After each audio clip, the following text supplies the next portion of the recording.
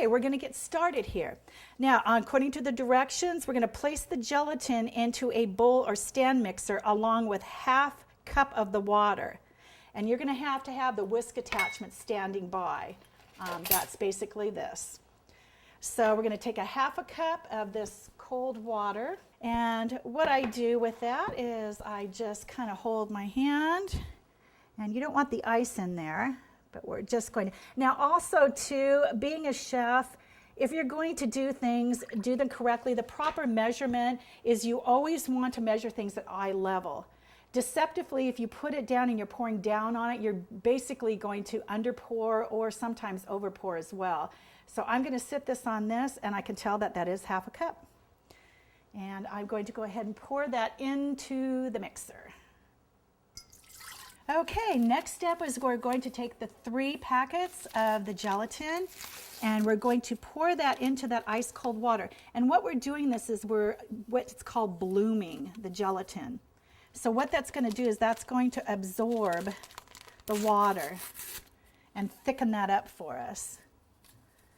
And again, blooming. You're going to learn all kinds of new words and new phrases here. Okay, and that's all in there and set.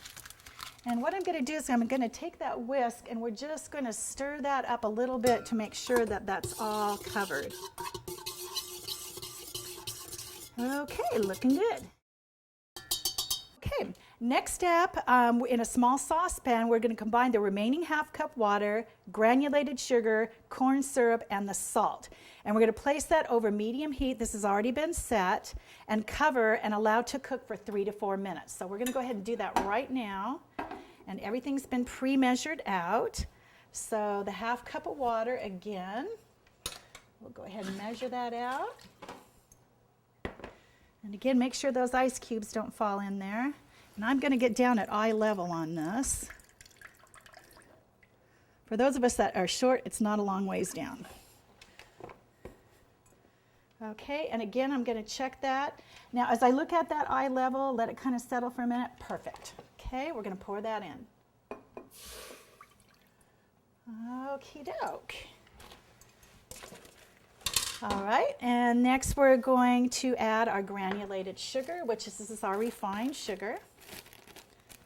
And a lot of times, even though we're doing this for tape, I pre-measure everything out and do my prep ahead of time. It makes it run so much smoother.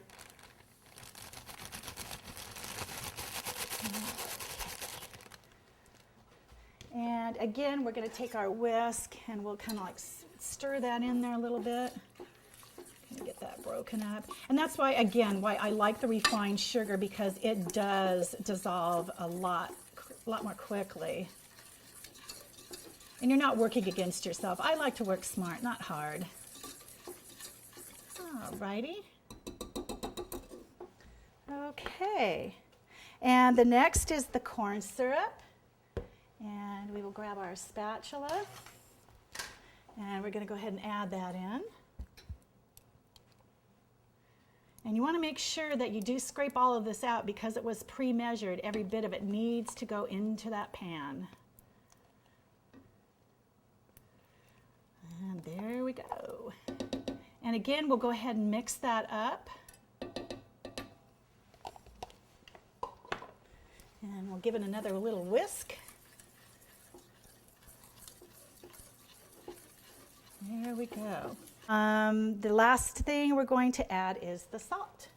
Okay, there's a 1/4 teaspoon of the kosher salt, and it's going in. Okay. And again, we're going to give that another stir. Now, we're supposed to cover this. We're going to put the lid on this and cover it. And usually within 3 to 4 minutes, this will come to a boil.